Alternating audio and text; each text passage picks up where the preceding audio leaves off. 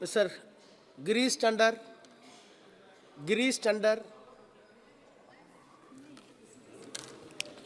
सभापति महोदय, आपने मुझे संविधान अनुसूचित जाति जनजाति आदेश संशोधन विधेयक 2024 पर मुझे बोलने का अवसर दिया। मैं आपका आभार व्यक्त करना चाहता हूं और साथ में आदरणीय बहन कुमारी मायावती जी का भी आभार व्यक्त करता हूं। महोदय, सरकार के इस फैसले का मैं स्वागत करता हूं कि आंध्र प्रदेश और उड़ीसा में कुछ जातियों जैसे ओरजा, परंजी, परेजा, सबरस, कापूर, सबरस, मलिया सबरस, खोट्टो सबरस जातियों को अनुसूचित जनजाति की सूची में शामिल करने का विधेयक लाया गया है। महोदय, मेरा मानना है कि मात्र कागजों में अनुसूचित जनजाति की सूची में शामिल कर लेने से किसी जाति का समग्र विकास होना असंभव है, जब तक कि उस जाति के प्रत्येक व्यक्ति को शिक्षा की व्यवस्था नहीं दी जाए। और मेरा मानना है कि जो अनुसूचित जनजातियाँ जो क्षेत्र हैं शिक्षा से बहुत पिछड़े हैं, तो मेरा आपके माध्यम से सरकार से कहना है कि अगर आप अनुसूचित जनजातियों के लोगों को समग्र विकास चाहते हैं तो शिक्षा के क्षेत्र में छात्र छात्राओं के लिए हॉस्टल बनाए जाएं, वहाँ पर उनके भोजन की व्यवस्था हो, रहने की व्यवस्था हो और वहाँ पर पढ़ाई की व्यवस्था निःशुल्क के आधार पर उनके फ्री जीरो बैलेंस में उनको शिक्षित बनाने का काम अगर आप लोग करेंगे तो निश्चित तौर पे जनजाति जो समाज के हमारे लोग हैं शिक्षा के क्षेत्र में जब आप उन्हें आगे बढ़ाने का मौका देंगे तो वो उन्हें आगे बढ़ने में उन्हें पूरा अवसर प्रदान आप लोग करने का काम करेंगे। महोदय, मुख्य रूप से भारत में रहने वाले जनजाति वर्ग में धन का अभाव रहता है, जिसकी वजह से इन वर्ग के लोगों को समाज में तिरस्कृत दृष्टिकोण से देखा जाता है,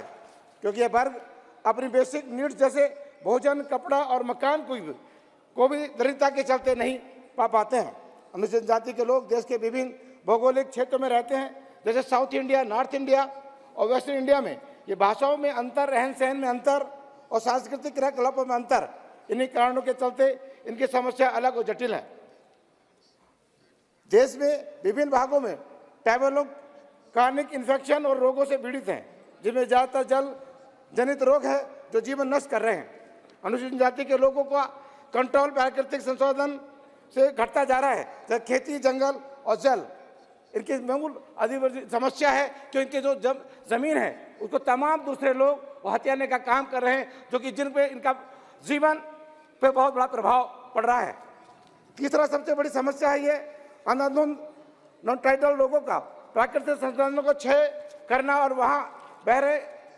ट्राइबल लोगों को कहीं अन्यत्र जाने के लिए मजबूर करता है। महोदय, मेरे आपके माध्यम से सरकार से ये मांग करता हूँ कि वास्तव में सरकार अनुसूचित जनजाति के लोगों को आगे बढ़ाना चाहती है, देश की मुख्यधारा से जोड़ना चाहती है, तो देश में जो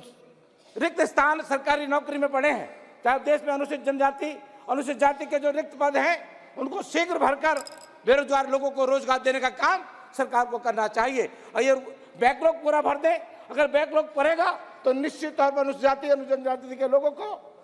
आगे बढ़ने का मौका मिलने का काम होगा। मैं आपके माध्यम से इतना भी और कहना चाहूंगा कि जिस तरीके से सरकार जिन क्षेत्रों का निचीकरण कर रही है उसमें भी अनुसूचित जाति जनजाति के लोगों को आरक्षण के मुताबिक नौकरियां प्रदान की जाएं। साथ ही प्राइवेट सेक्टर में भी अनुसूचित जाति जनजाति के लोगों को जो परम पूज्य बाबा साहब अम्बेडकर साहब ने संविधान में व्यवस्था दी 15% अनुसूचित जाति के लिए और 7.5% अनुसूचित जनजाति के लिए जो आरक्षण की व्यवस्था परम पूज्य बाबा साहब ने अम्बेडकर साहब ने संविधान में दी है, तो मैं आपके माध्यम से सरकार से कहना चाहता हूं कि वो व्यवस्था को संविधान में जो आरक्षण की व्यवस्था है वो प्राइवेट सेक्टर में भी लागू होनी चाहिए। अगर आप चाहते हैं कि अनुसूचित जनजाति के लोग आगे बढ़े और जब सारे प्राइवेट सेक्टर में सरकारी विभाग चले जाएंगे तो इनको आरक्षण की व्यवस्था फिर खत्म हो जाएगी। तो मेरी मांग है कि प्राइवेट सेक्टर में भी अनुसूचित जाति जनजाति के लोगों का आरक्षण मिलना चाहिए। आपके माध्यम से और मैं कहना चाहता हूं कि देश में जिस तरीके से यूपीएससी की परीक्षाएं होती हैं, अनुसूचित जनजाति के बच्चे, अनुसूचित जाति के छात्र छात्राएं यूपीएससी की परीक्षा पास करके यहाँ तक कि यूपीएससी में टॉपर का स्थान प्राप्त करने का काम अनुसूचित जाति की बहन बेटियां करने का काम करती हैं। और आप चाहते हैं अनुसूचित जाति के लोग यूपीएससी की परीक्षा पास करके देश की सर्वोच्च नौकरी प्राप्त करने का काम करते हैं, तो जो पूरे देश के अंदर जो सुप्रीम कोर्ट में जो कॉलेजियम सिस्टम है वो खत्म हो और जज की नियुक्ति अगर हो तो वहां भी यूपीएससी की तरह एक परीक्षा हो और जो बच्चे पास करके आए, चाहे वो SC ST के लोग हो, उन्हें भी मौका मिले कि वो भी